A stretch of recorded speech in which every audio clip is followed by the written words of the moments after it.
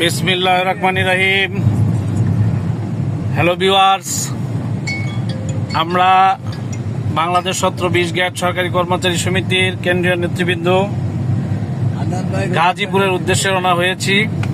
আমাদের একটা গাজীপুরের নেতার ছেলের বিয়ের অনুষ্ঠানে। আমরা এখন কোথায় আছি? এয়ারপোর্টে আছি, বিমানবন্দর।